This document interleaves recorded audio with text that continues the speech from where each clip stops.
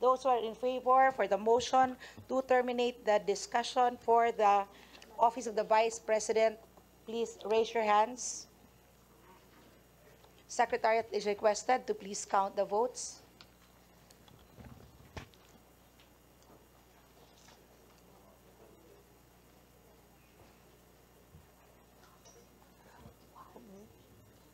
We have 21 members of the Committee on Appropriations manifesting for the approval of the motion. The chair declares for the motion to terminate the presentation of the budget approved. Duterte na mag-explain. So, Madam Chair, I have the right to explain why I voted no. Ang fake news kasi minsan dati, persona lang ang inaatake.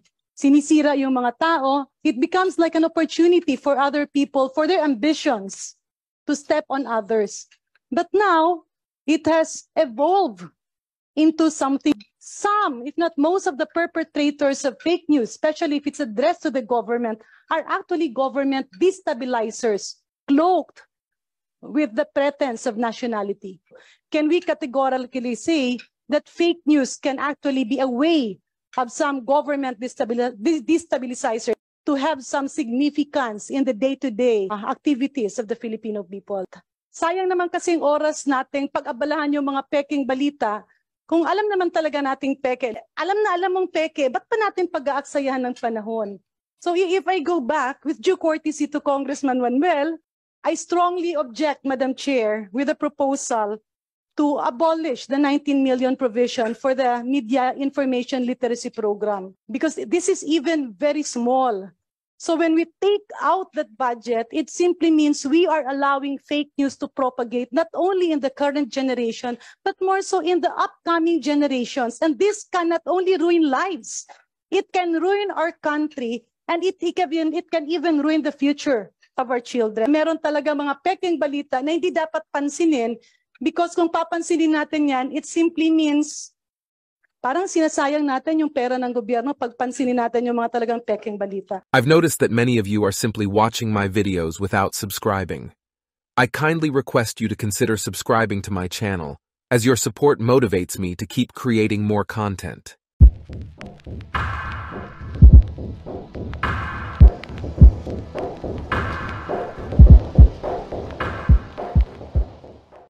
Thank you, Madam Chair. Madam Chair, dahil ito ay continuing session ng Committee on Appropriations, I just want to put on record that as a youth representative, I am in a position to question tradition that no longer works and serves as barrier to healthy discussion about allocation and use of public funds. Our tradition of extending parliamentary courtesy stops us in the legislative branch to do our job for which you are paid by the Filipino people. Dapat po may checks and balances tayo. I do not want Congress to be complicit to illegal fund use by agencies in the executive branch. So allow me to put on record also my point of order sa proceedings kanina. Hindi po binila ang boto ng mga nasa dissenting opinion, hindi pinag-explain ng objection. This isn't democracy at work. I condemn the proceedings we had earlier. Traditions that no longer work should be stopped. Now, let me proceed to my questions, Madam Chair. Inamin po ng DepEd, led by the Vice President, na may item dapat sa General Appropriations Act bago magkaroon ng confidential funds. Illegal po kung wala. Now, on the DepEd confidential funds na nasa General Appropriations Act, nabanggit po last year, I can recall, nagagamitin din daw yung confidential funds to stop child grooming, abuse on our learners. May I ask po yung data ng DepEd sa paggamit ng confidential funds para masugpo yung ganito, tapos data din po sa actual cases ng child grooming and other measures para masabi po natin na naging sulit yung confidential funds on this matter. Madam Chair, Yusek Poa will answer the question. Thank you, Madam Chair. As to the accomplishments of the Department of Education in the use or with the use of the confidential funds. Nagsusumite po tayo ayon sa joint circular sa 4 na opisina quarterly as mandated by again the guidelines. Doon po tayo nagsusumite sa Office of the President, sa Office of the Speaker of the House, sa Office of the Senate President, as well as doon naman po sa ICFAO or Intelligence Confidential Funds Audit Unit ng COA. Now, of course, those activities are still ongoing pa po. But just to give you siguro po broad strokes, no, kung ano yung mga programa kung saan natin ginagamit yung confidential funds. Number one, it really cuts across yung ano po, no, yung education, basic education. So pagdating po, for example, sa programming ng ating last mile schools, ginagamit po natin yung mga intel Madam or Chair, I was information. asking about yung anti-child grooming and anti-abuse na data ng DepEd. Ilan po ba yung mga naging biktima nito in recent years? Tapos ilan yung mga cases na handle ng Department of Education? Opo, ang masabi po natin, of course, as I mentioned, yung detalye po, sinasubmit natin yan, no, sa 4 na opisina. But we found out as to child pornography, no? Meron po tayong yung mga website increase from 23,000 to 81,000, and ang average age ng rescue sa ganyan ay around 11 years old. Tayo po ay nakikipag-ugnayan na rin ngayon sa Council for the Welfare of Children. May mga programa po tayong ilulunsad laban sa child grooming at child pornography po. Madam Chair, para ma-define po natin yung child grooming, ito yung may mga teachers na kinoconsider po na potential dates yung kanilang mga estudyante. Yun po yung tanong ko, Madam Chair. So ilan po ba yung ganon nitong past year? Ilan yung na-handle ng DepEd? Sa ngayon po, ang ongoing pa lang po, no, na na-handle natin na child grooming case ay yung nasa Cavite po. Yan po ay ongoing na po yung prosecution, and then meron din po sa Zamboanga. So 2 cases po ang officially na under ng DepEd ngayon. Suportahan Yes po, ng Your Department of Education ang salary increase kahit na ito ay maliit o malaki.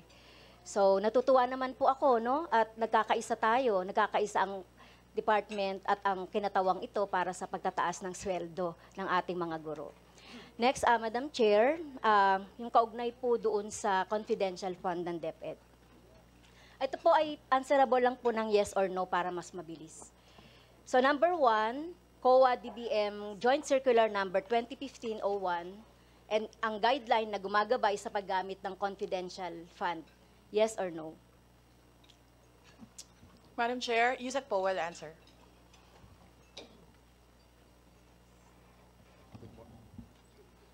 Good morning, honorable members of the committee. Yes po ang sagot, Madam Chair. Pangalawa, sinunod ba ng DepEd yung paggamit ng sinunod ba ito ng DepEd yung paggamit ng 150 million confidential fund? Yes po, Madam Chair. Thank you. Intindihin po natin na nang mabuti ang guideline sa Section 4.1 ng Joint Circular ng COA 2015 nakasaad kung sino ang entitled sa confidential fund.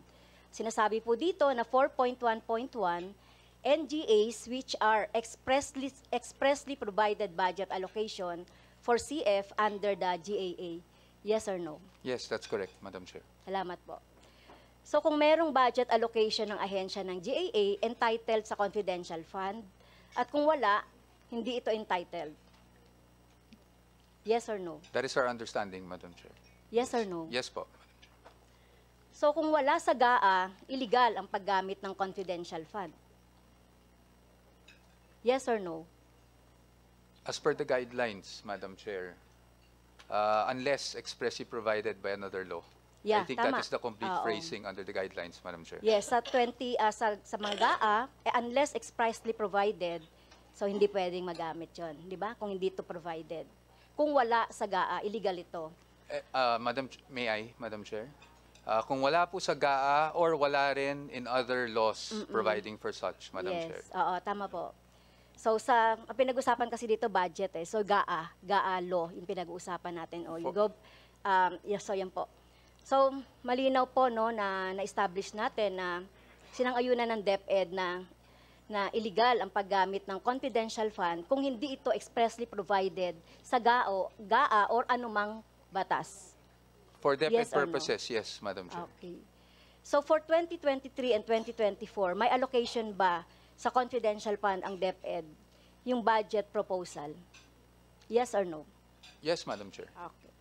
So no further questions on the confidential fund, Madam Chair. Ito rin sana yung ilang mga tanong ko sa OBP pero hindi ako pinayagan. Next topic ko, Madam Chair, yung tungkol sa, ito naman mga parochial concerns. Service credits ng ating mga teachers. So yung unang tanong, ano po yung legal basis ng annual cap na 15 days sa service credits? Madam Chair. Madam Chair, Yusek Mercado will answer the question. It's actually based on the ora-ora on civil service rules. In fact, Madam, Your Honor, to make you feel better, we actually has increased the 15-day service credit to 30 for purposes of the National Learning Camp. Yes, ang kahilingan po sana, Madam Chair, ng ating mga teachers dahil itong service credits na ito, ay ang mga teachers natin masisipag yan, umattend ng mga seminar, mag-volunteer sa brigada, sa anumang mga pinagagawa ng DepEd, pero hindi lang po 15 days.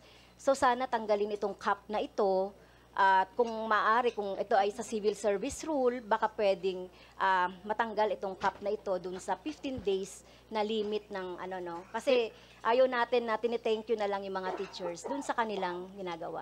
So pwede po ba na mapag-aralan at makapaglabas ng memo later on doon sa pagtatanggal ng cap o pagdaragdag man lang ng ng service credit sa ating mga guro? Your Honor, 30 days na po siya ngayon. Nailabas na po yung guidelines for an additional 15 days. So, there's an existing 15 days. May additional po tayong 15 days na kasama sa guidelines ng National Learning Camp. So, it's now 30 days po.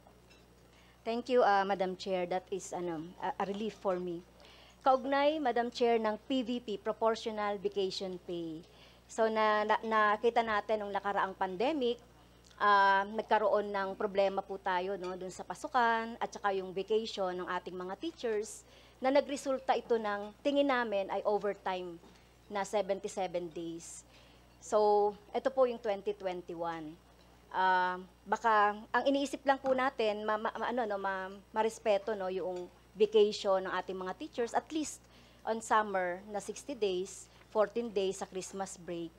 So dahil sa nangyaring sa pandemic, nagresulta ito ng mga erratic, na humaba yung number of school days. So kailangan malinaw ito, malinawan ito, kailangan makapaglinaw tayo dito kasi may mga overtime pay na dapat ma-claim ng ating mga teachers.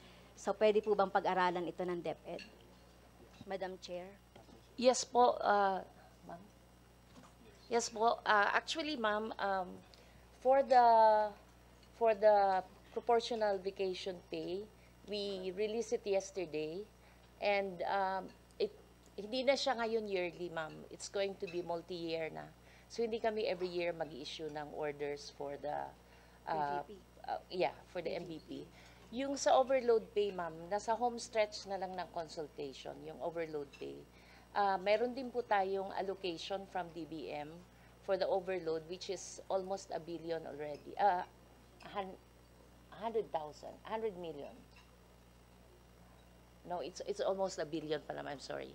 But because for the past 2 years, hindi natin nagamit yung overload pay dahil hindi natin na iayos, hindi pa namin na i-rationalize yung kanyang guidelines. But now we went through a consultation already sa field, and we are going to be implementing it this year. So we have enough resources to cover that.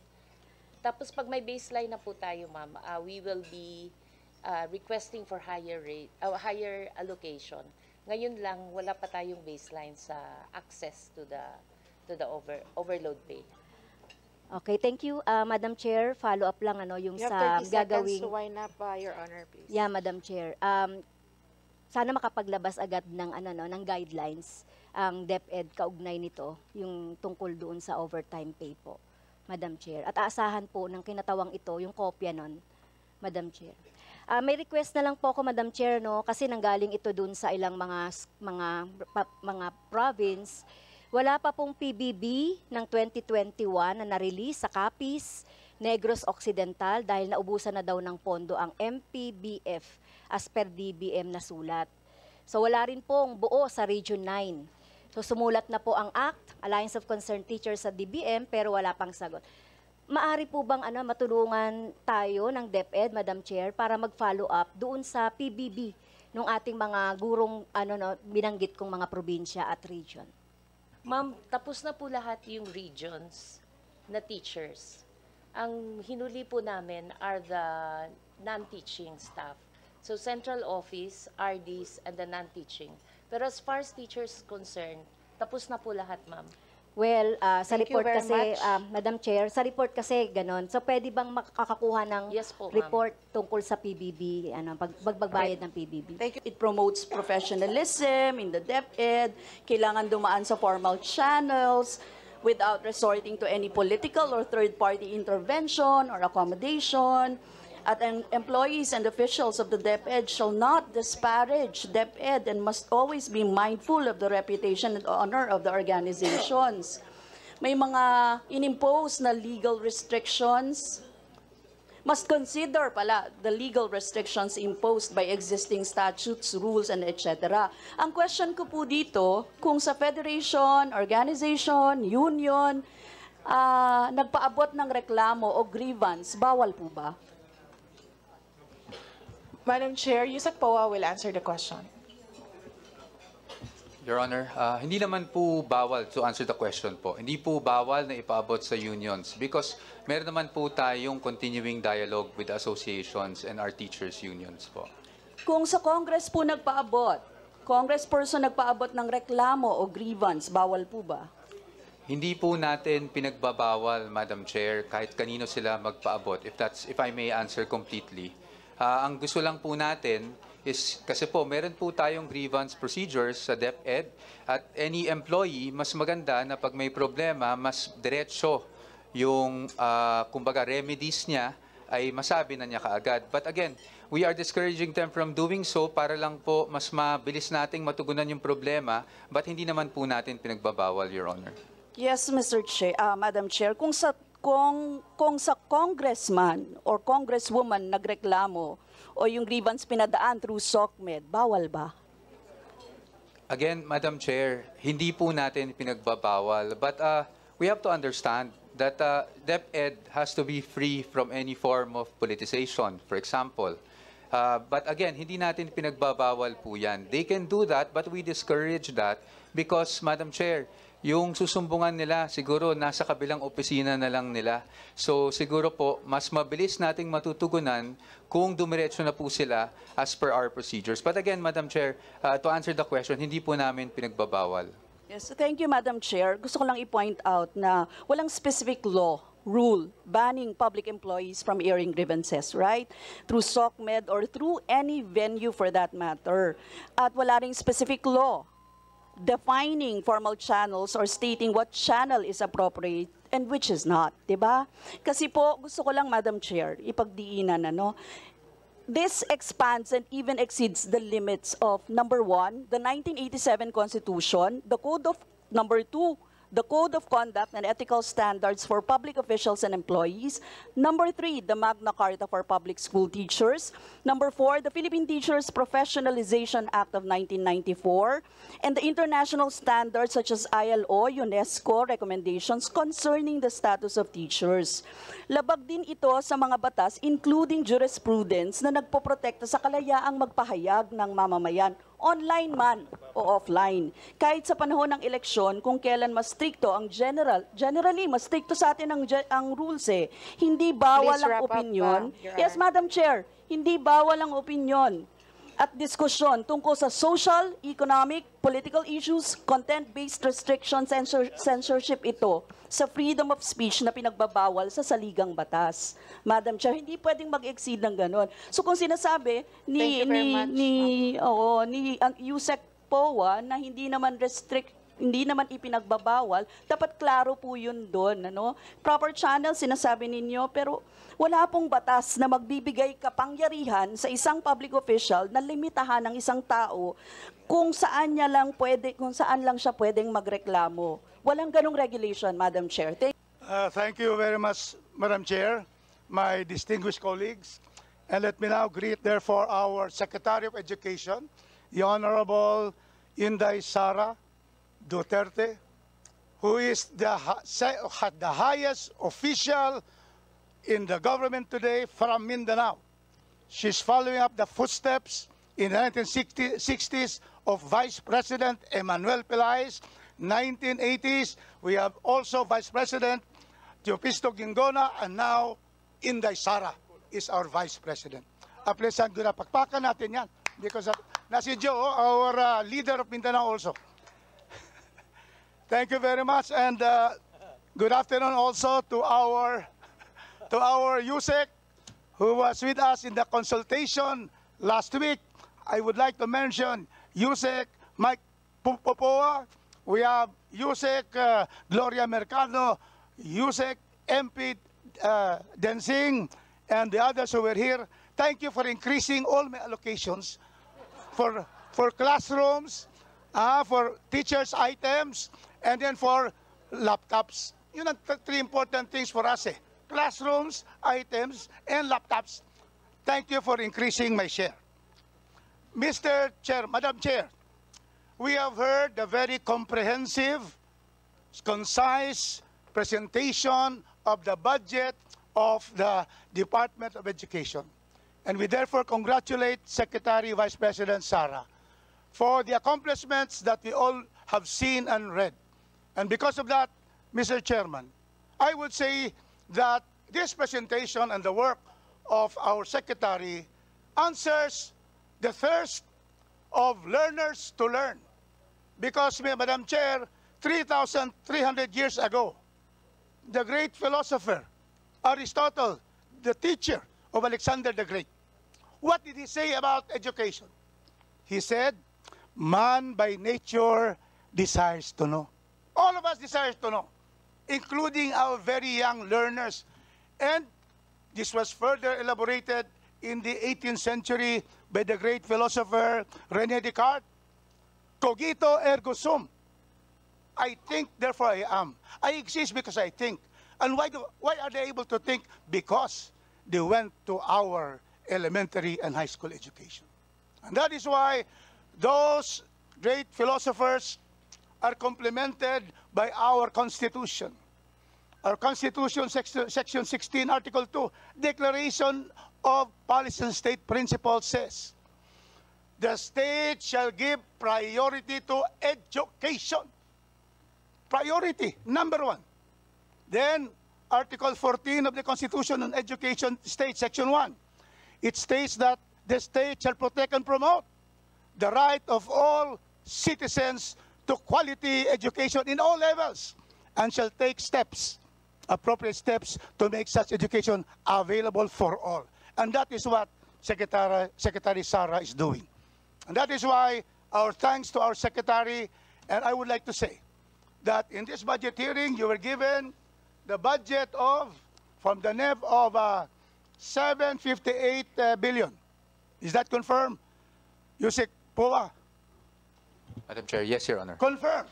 And this is only 5% increase of last year's 721 billion, correct? That is correct, Your Honor, 5.8. And in fact, you submitted to the DBM 900 billion, correct? That's correct, Your Honor, more or less. But yes. then the DBM reduced that 900 billion to only 758 billion, correct? Yes, but only because of the limited fiscal space, Your Honor. Because the Secretary said that in fact, she would maintain earlier that all departments would need that. But because education should be given priority by the national government and this particular House of Congress to give priority, may I ask the Secretary now, Secretary Inday Sara, if there are items in the 900 billion proposal that are very important. Time na ba ako? You have 30 seconds, Your Honor. I will go to the second Yeah. round because I'm going Yes, to. you have 30 seconds to wrap up. Yes, to wrap up. Second round, please list me there because I'm going to ask Jeremy Barnes to talk, and then Daisy Atienza of the House and other friends that I have here. So, please answer, Secretary. What items are very important because Congress has the power of the purse, and we are going to make sure that what is vitally needed by the DepEd should be given to the Department of Education. Yes, Madam Chair, Your Honor, we will submit our wish list. This was requested as well by the Honorable Congressman Lagman earlier, and we already prepared our wish list, and we will submit it to the Secretariat. Madam Chair, I really don't want to ask questions, but just place into the record our concern in the province of Lanao del Norte. Maybe about 2 weeks ago, me and my sister, sitting next to me in the 2nd District, visited our province and we met with West Mincom. They explained to us that there was an encounter in Lanao del Sur, and we were informed that this encounter was with the Daula Islamia ISIS group. And they were able to track that 4 of those members that surrendered are actually from my province, the province of Lanao del Norte.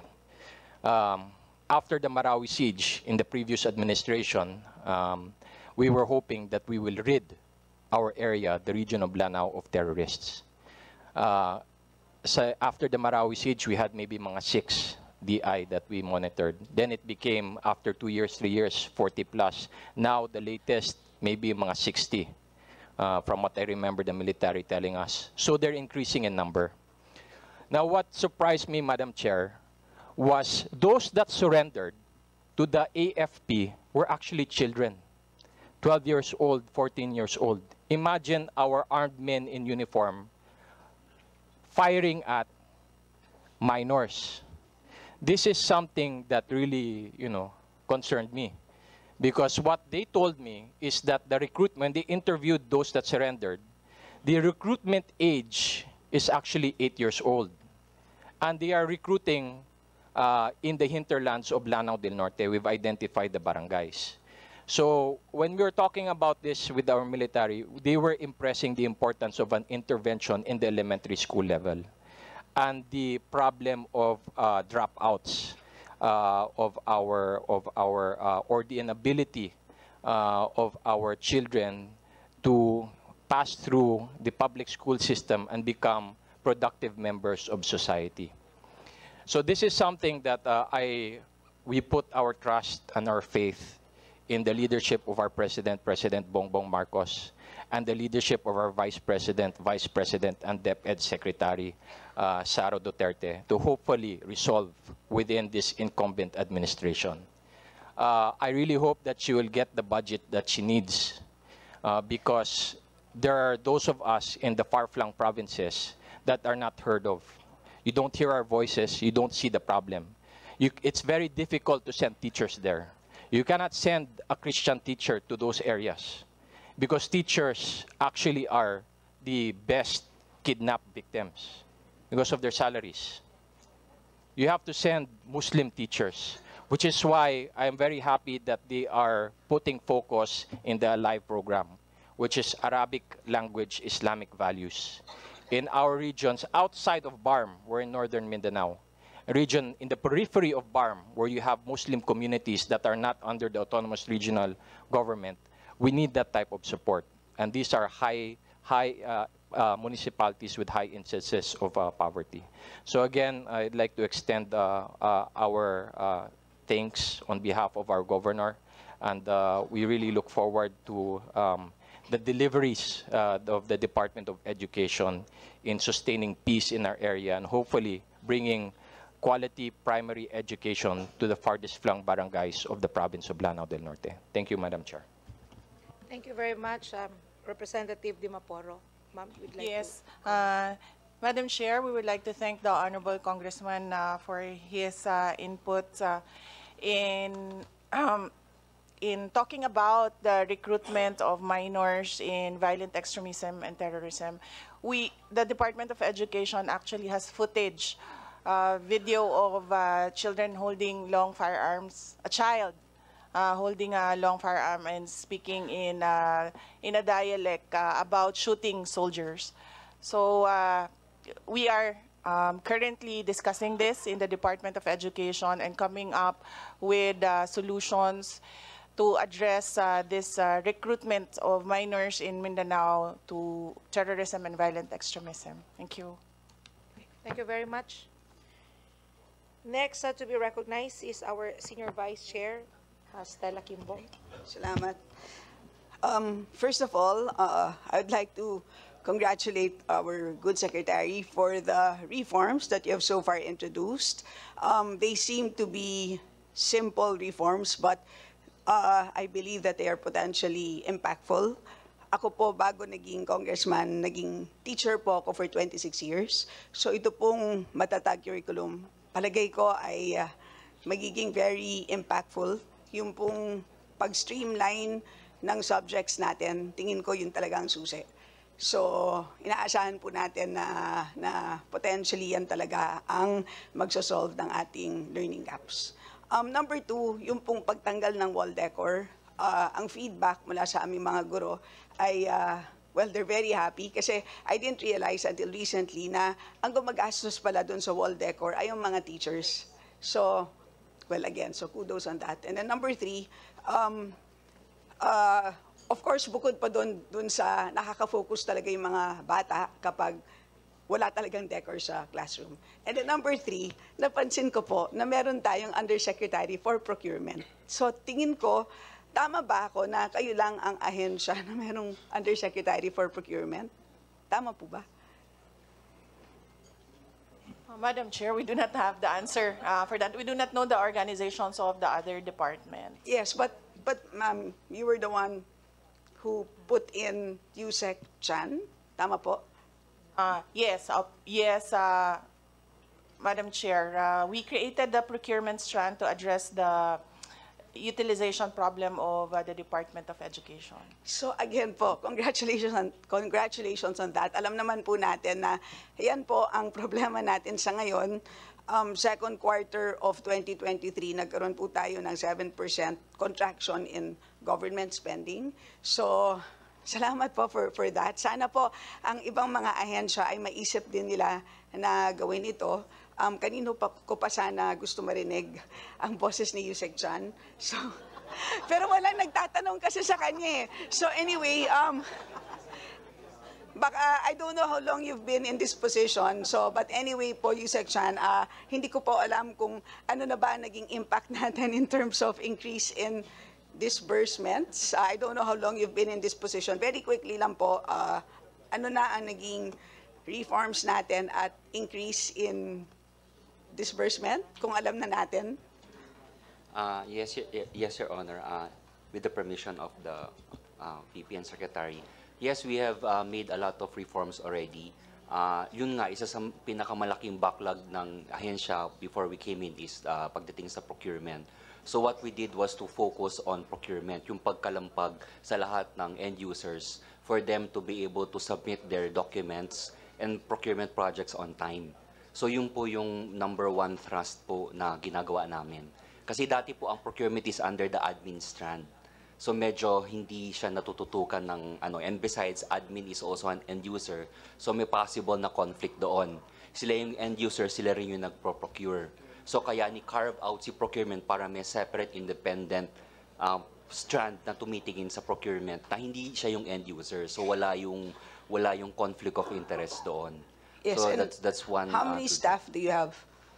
It's basically carved out from the admin strand. Yes, so ilan tao sa opisina mo? Nasa mga 80 to 100. The whole strand, that's the whole. Kasi under the procurement strand, there are 3 offices. The Procurement Planning and Management Division, the Back Secretariat Division, and the Contract Management Division, and the Office of the Director for Procurement. So malaking ano po siya, organization din. Yan. So good luck. Thank you. All right. Okay. And then so I move on to my first question with regards to especially the procurement to make sure that you have computers. May I ask the DepEd if they have included the famous Starlink of Elon Musk, because in remote areas, there are no internet connections. Madam Chair, Yusek Mempin will answer the question. Madam Chair, thank you for the question, Your Honor. Actually, right now, sir, there were 19 recipient schools identified for the Starlink proof of concept, and it started last June, and we are awaiting the report for the proof of concept. They have done initial validation for the said. We have 19 pilot school, and this will be the basis for our further collaboration with Starlink, because we do understand that we really need all the support of this Starlink, particularly for those under the last mile school, or those schools under GDAS areas, Your Honor, Madam Chair. Thank you for your answer that you have already embarked on the program of the Starlink. I noticed that we have a 1 billion budget for library hubs. And if you can allocate some of those resources to buy Starlink and make sure that they have proper internet, because it's quite strong, and this will augment more information better than the library system, would you agree? Yes, Your Honor, we will explore all the possible solutions to the problem of internet connectivity, so that we will have no interruptions with our delivery of basic education, sir. We are looking forward for the uninterrupted, so we will do explore collaboration with Starlink indeed for our library hubs that is on the process of establishment, sir. May you also ask the Elon Musk Foundation, the other foundations, and even the U.S. government, the Ambassador Mary Carlson, I've spoken to her, about donating a lot of the Starlink, especially in remote areas, so that we can educate other schools and students as well. And the barangays can also access it as a library point for learning. Yes, Your Honor. We are just awaiting for the result of the pilot projects. Then we'll have a more closer or more coordinated actions for this project of with Starlink, Your Honor, Madam Chair. Madam Chair, I'd like to request the DepEd to send the Starlink programs that they have forward in this committee. Next, Madam Chair, I have spoken to our good Vice President about probably a program I call the Balik Teachers Program.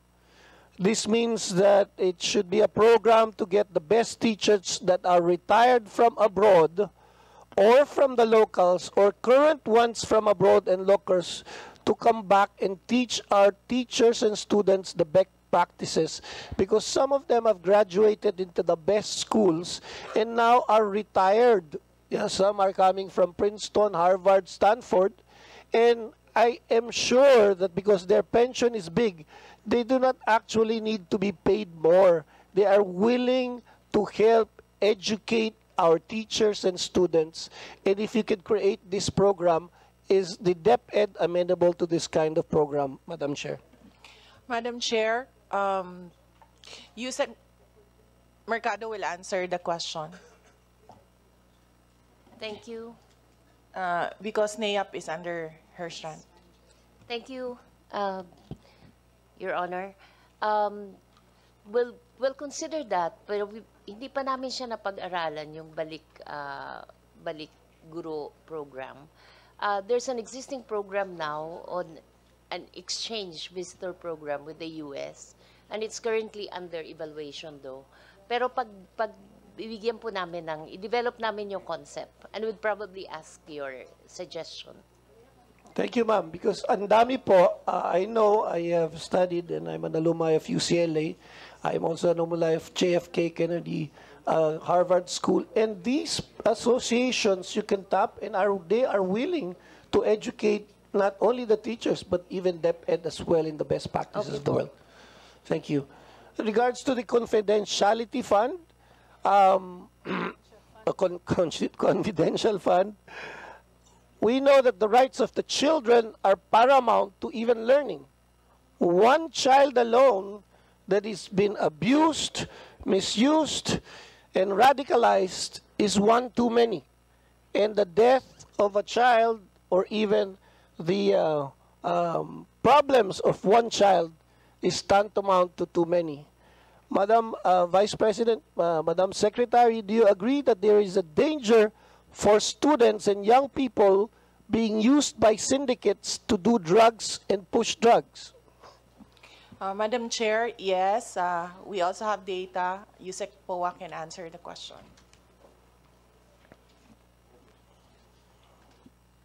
Yes, Your Honor. We agree that there is a danger in terms of drug syndicates in our schools. In fact, based on the data given to us, around 1,207 learners were arrested for drug-related offenses, Your Honor.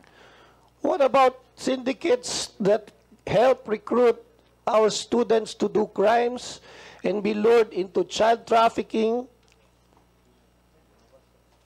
That is true, Your Honor. Yes, we agree. Isa pong problema natin talaga yan. What about students recruited for terrorism and destabilization?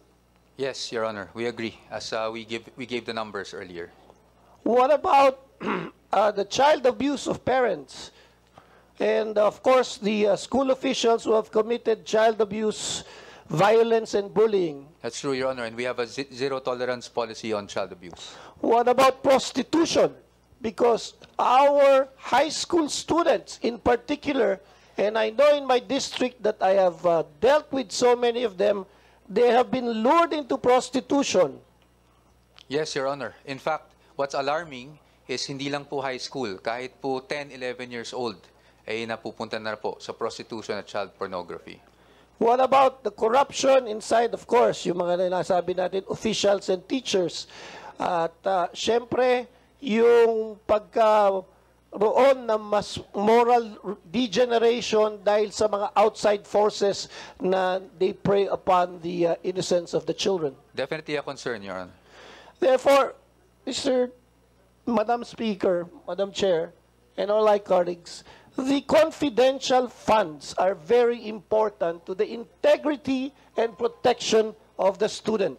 And I would like to even increase the confidential funds of the Vice President as Secretary. And last point, Madam Chair, I know that in my school, the LaSalle Green Hills High School, the best high school in the Philippines, has a night school program to help augment classrooms.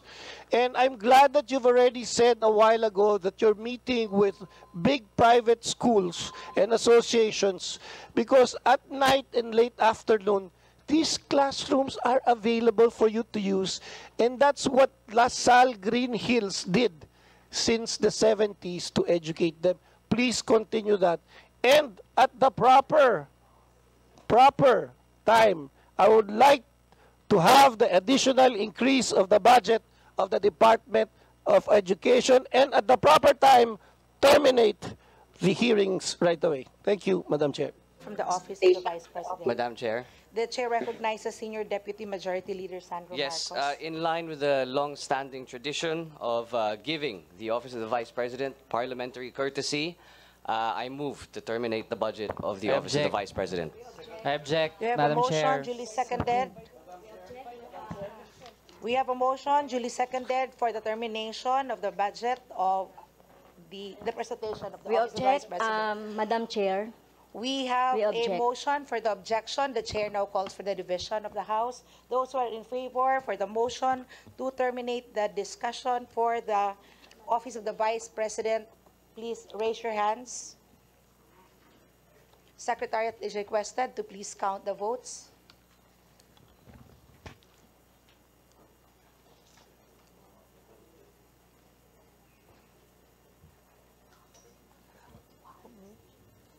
We have 21 members of the Committee on Appropriations manifesting for the approval of the motion, the chair declares for the motion to terminate the presentation of the budget approved.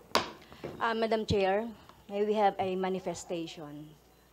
Let us May I proceed. have a manifestation, This chair, Madam Chair? would like to turn over to Senior Vice Chair Estela Quimbo.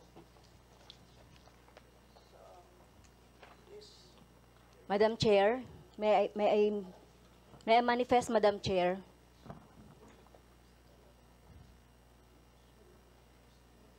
Madam Chair, we have already suspended, terminated the presentation and the... Point of order, Madam Chair. May I explain my vote? Why I do not like that the budget hearing of the Office of the Vice President be terminated. I know we have the rights as a minority bloc, Madam Chair. So may we explain why we vote no? With all due respect, this representation would like to request Honorable Castro to just please submit the manifestation to the Committee on Appropriations. Madam Chair. So, And the can I budget have the floor, presentation Madam has already Chair? been terminated. So we would like to So, Madam request Chair, hindi Her natin Honor ito to submit the inaasahan. presentation. Madam Chair, yung ganitong And once again, proceedings. this budget briefing is At meron suspended. po tayong meron po tayong issue na dapat na pakinggan ng ating taong bayan at masagot ng Office of the Vice President. So, Madam Chair, kaya talagang kailangan maipaliwanag itong 125 million. At sinabi naman sa statement ni Vice President Duterte na mag-explain. So, Madam Chair, I have the right to explain why I voted no. Kailangan malaman itong 125 million na not confidential fund pero ginastos ng Office of the Vice President at kung saan